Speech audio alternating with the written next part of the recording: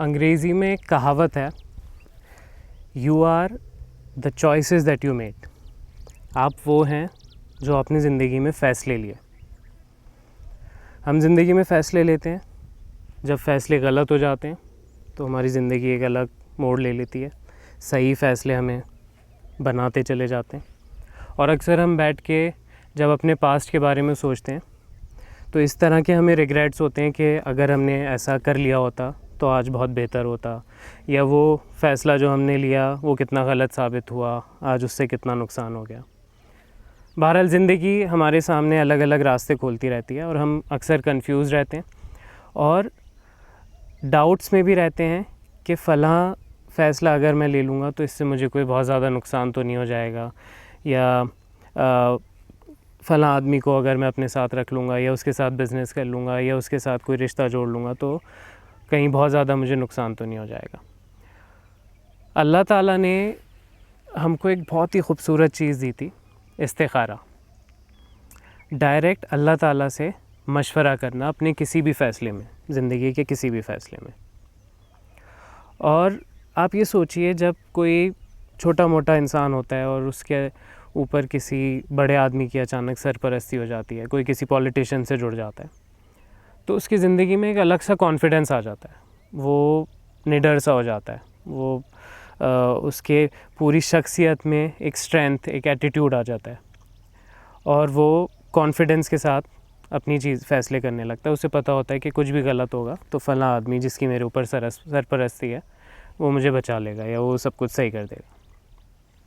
آپ تصور کیجئے کہ اگر آپ اپنی زندگی کا چھوٹا موٹا یا کوئی بڑا فیصلہ سیدھا اس پورے کائنات کے رب سے مشورہ کر کے لے رہے ہیں، تو جو آپ کی زندگی میں بدلاؤ آئے گا، جو کانفیڈنس آپ کے اندر آئے گا، وہ کس طرح کا ہوگا. مستقل آپ کا اللہ تعالیٰ کے جو ساتھ جڑے گا، اللہ تعالیٰ کے ساتھ، وہ آپ کو کس طرح آپ کی شخصیت کو بدل دے گا، اور کس طرح آپ سیف محسوس کرنے لگیں گے اپنی زندگی میں اور اپنے فیصلوں میں. افسوس کی بات یہ ہے کہ بچپن سے میں نے اور ہم میں سے کئی لوگوں نے جو استخارے کو سمجھا، وہ یہ سمجھا تھا کہ آپ کسی مولانا کے پاس جا کے اگر آپ کو کسی سے شادی کرنی ہے، اپنے نام وام دیں اور وہ اگلے دن آپ کو بتا دیں گے. ان کے سپنے میں کچھ آئے گا اور وہ بتا دیں گے کہ ہاں استخارے میں نام آیا ہے کہ نہیں، اور آپ کو یہ شادی کرنی چاہیے کہ نہیں. اور بھی کئی سارے کنفیوژن ہے استخارے کے ساتھ، کہ اس میں رات کو کوئی سپنا آتا ہے جس میں ہرا یا لال رنگ آتا ہے، یا آپ کسی کروٹ سے اٹھتے ہیں تو اس میں ہاں یا نہ آتی ہے. بہرحال بہت سارے میتھ اس چیز سے جڑے ہوئے ہیں، اور شیطان نے کسی طرح ہمیں اس خوبصورت کنسیپٹ سے، ایک عبادت کے اتنے اچھے ارکان سے دور رکھا جو ہمیں اللہ تعالیٰ سے مستقل جوڑے رکھتا ہے. اور ان سارے کنفیوژنس کا، ان سارے سوالوں کا جواب استخارے کی جو دعا ہے وہ خود دے دے گی. اس دعا کو سمجھتے ہیں اور سارے کنسیپٹس کلیئر ہو جائیں گے، پھر آپ کو کسی سے کچھ پوچھنے کی ضرورت نہیں ہوگی. اور استخارے کی جو یہ دعا ہے وہ نہ صرف ہمیں استخارے کا کنسیپٹ سمجھاتی ہے، بلکہ وہ ہمیں جو ایمان والے ہیں ان کو زندگی جینے کا طریقہ بتاتی ہے. اس دعا کو سمجھتے ہیں. آپ کسی بھی میٹر پہ کنفیوز ہوئے، کوئی بھی دنیا کا میٹر ہو، آپ سوچ رہے ہیں یہ کروں یا نہ کروں، اسے کرنے سے بہت نقصان تو نہیں ہوگا، نہ کرنے سے کچھ چھوٹ تو نہیں جائے گا ہاتھ سے. آپ نے صبر کرا، تھوڑا رکے ڈیسیجن لینے سے پہلے، وضو کیا، 2 رکعت نماز نفل پڑھی، بالکل نارمل ریگولر نماز جو آپ پڑھتے ہیں، 2 رکعت نماز نفل، بہت سنسیئرلی اللہ تعالیٰ کے سامنے کھڑے ہو کے کہ میں اللہ سے صلاح مشورہ کرنے جا رہا ہوں، اس پوری کائنات کے رب سے، اپنے مالک سے. اور اس کے بعد آپ نے دعا مانگی. اس دعا کو سمجھتے ہیں اور اپنے سوالوں کے جواب پاتے ہیں. دعا کی شروعات میں ہم اللہ تعالیٰ سے 3 چیزیں مانگتے ہیں. اللہم انی استخیرک بعلمک، یا اللہ میں آپ سے مشورہ چاہتا ہوں کس چیز سے؟ آپ کے علم میں سے، جو اللہ تعالیٰ کا علم ہے، جو سب کچھ جانتے ہیں، فیوچر جانتے ہیں، غیب جانتے ہیں، کیا صحیح ہونے والا ہے، کیا چیز غلط ہونے والی ہے، سب کچھ جن کو علم ہے، ہم ان سے مشورہ مانگ رہے ہیں ان کے علم میں سے. وَأَسْتَقْدِرُكَ بِقُدْرَتِكَ، اور اللہ تعالیٰ میں آپ سے طاقت چاہتا ہوں، تقدیرک، جو اللہ تعالیٰ ہر چیز پہ قادر ہیں، کنٹرول ہے اللہ تعالیٰ کا، آپ کے کنٹرول میں سے، آپ کی طاقت میں سے میں تھوڑی سی طاقت، تھوڑا سا کنٹرول چاہتا ہوں اپنے اس معاملے میں. وَأَسْتَقْدِرُكَ بِقُدْرَتِكَ وَأَسْأَلُكَ مِنْ فَضْلِكَ الْعَظِيمِ، اور اس معاملے میں میں آپ کا فضل چاہتا ہوں، آپ کی بلیسنگ چاہتا ہوں اور وہ بھی سب سے عظیم والی. تو 3 چیزیں آپ نے اللہ تعالیٰ سے مانگی. اور یہاں پہ ہمارا ایک سوال کا جواب ملا ہمیں کہ جب آپ کسی معاملے میں استخارہ کریں گے تو آپ کو ایک تو اللہ تعالیٰ کی طرف سے کہیں سے علم ملے گا, نالج ملے گی, جس سے آپ کو معلوم چلے گا کہ یہ فیصلہ صحیح ہونے جا رہا ہے کہ غلط, اور اس حساب سے آپ اپنا ڈیسیجن لیں گے. دوسرا, آپ کو کنٹرول ملے گا اس معاملے میں, طاقت ملے گی اور فضل ملے گا. اس کے بعد اگلی کچھ لائنوں میں ہم اللہ تعالیٰ کی بڑائی کرتے ہیں, سٹیٹمنٹس دیتے ہیں اور اپنے آپ کو ایک دم ہمبل کر لیتے ہیں. اور یہ اگلی کچھ لائنیں ہمیں جینے کا طریقہ بھی بتاتی ہیں کہ اللہ تعالیٰ کو اوور کانفیڈنٹ لوگ نہیں پسند.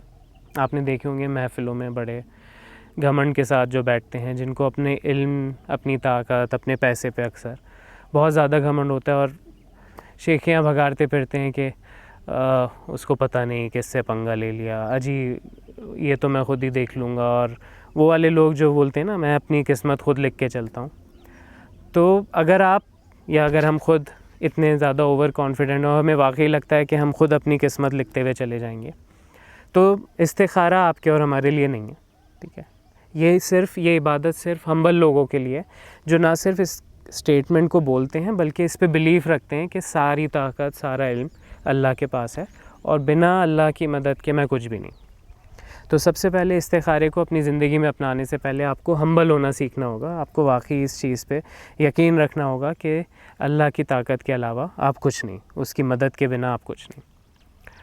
فَإِنَّكَ تَقْدِرُ, آپ ہی طاقت والے ہیں, وَلَا أَقْدِرُ, اور میرے میں کوئی طاقت نہیں.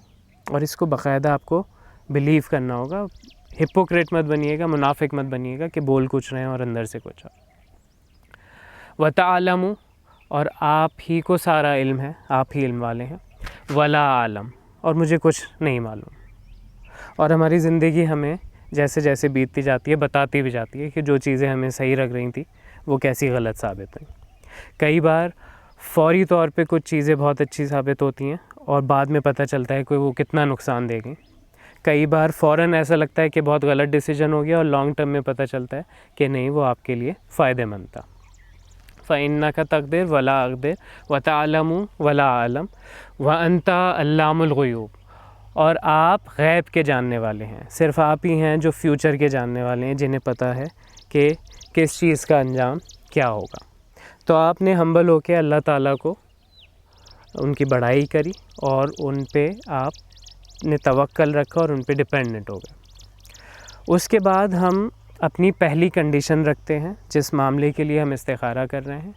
وَإِن كُنتَ تَعْلَمُ, اگر آپ کے علم میں, اللہم ان كنت تعلم, یا اللہ اگر آپ کے علم میں, ان ھذا الامر خیر لی, یہ والا معاملہ اگر خیر کا ہے, اور یہاں پہ ھذا الامر کی جگہ آپ اپنا جس مسئلے کے لیے آپ استخارہ کر رہے ہیں وہ اپنی مدر ٹنگ میں, اپنی اردو زبان میں یا انگلش میں وہ بول دیں.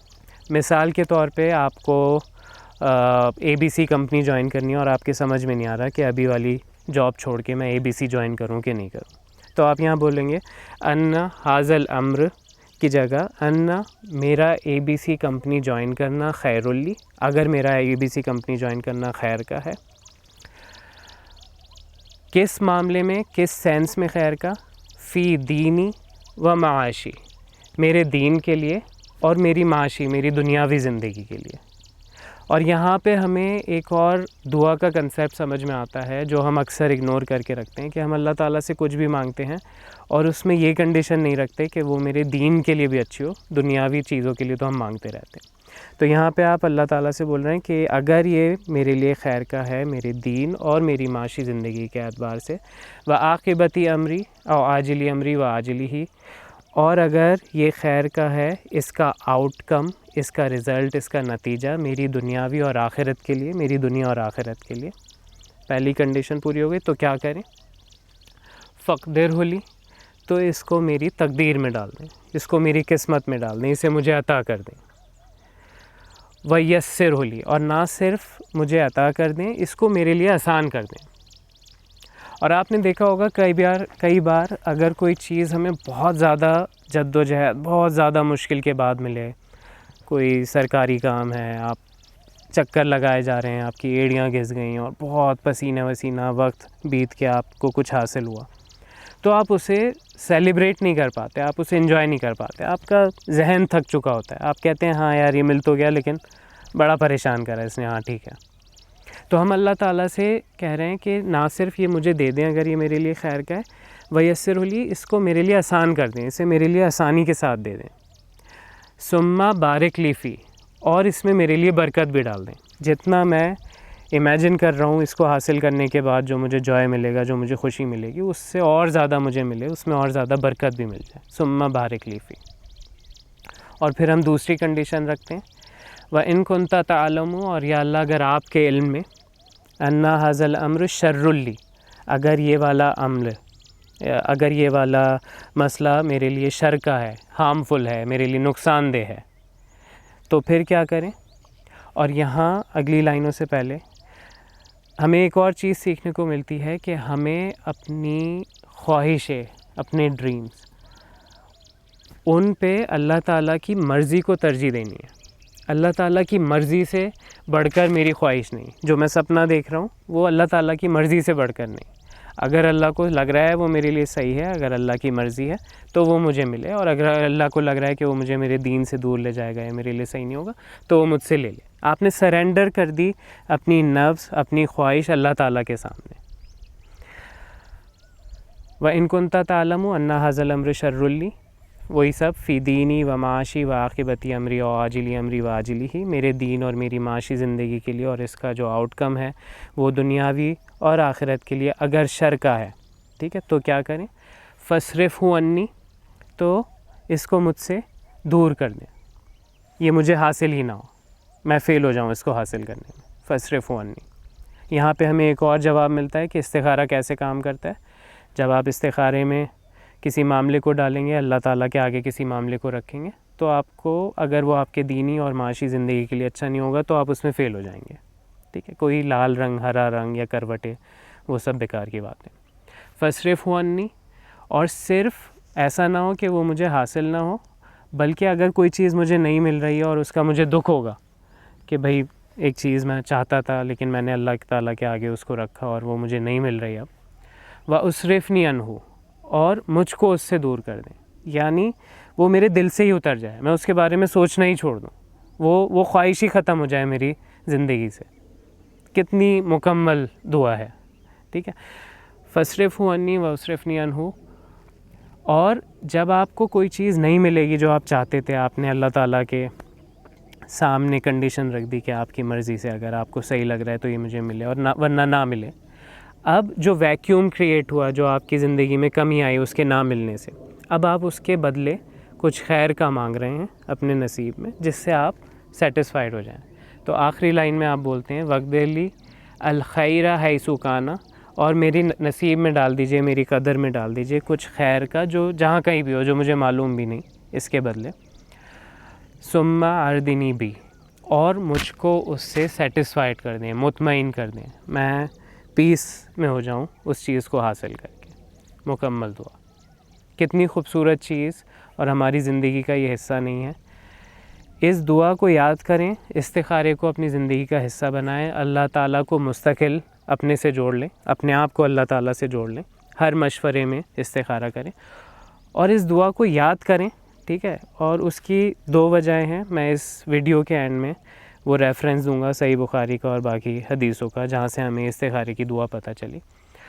دو وجہیں ہیں کہ کیوں آپ کو یہ یاد کرنی چاہیے۔ اکثر آپ سوچ سکتے ہیں کہ نہیں میں اس کا کنسیپٹ سمجھ گیا ہوں اور میں نماز پڑھ کے اپنی زبان میں بول دوں گا کہ اللہ تعالیٰ یہ میرے لیے اچھا ہے تو صحیح ہے، نہیں ہے تو نہیں۔ دو ریزنس کہ آپ کو یہ یاد کرنی چاہیے۔ پہلا یہ کہ جب رسول اللہ نے یہ دعا صحابہ کو یاد کرائی تو حدیث سے ہمیں پتہ چلتا ہے کہ صحابہ نے کہا کہ رسول اللہ ہمیں یہ دعا اس طرح یاد کراتے تھے جیسے قرآن کی آیتیں اور صورتیں یاد کراتے تھے، یعنی ورڈ ٹو ورڈ، یعنی اس میں کوئی اسکوپ نہیں ہے کہ آپ اپنی خود کی زبان میں اسے بولیں۔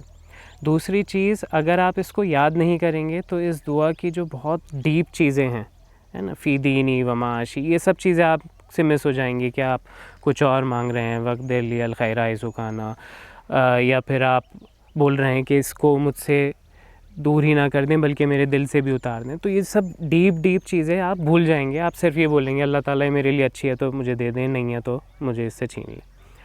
تو اس دعا کو یاد کریں. آپ اللہ تعالیٰ سے, جو پوری کائنات کے مالک ہیں, جو سب کچھ جاننے والے ہیں, ان سے ایک رشتہ جوڑنے جا رہے ہیں. ان کو اپنے ہر زندگی کے چھوٹے بڑے مسئلوں میں شامل کرنے جا رہے ہیں.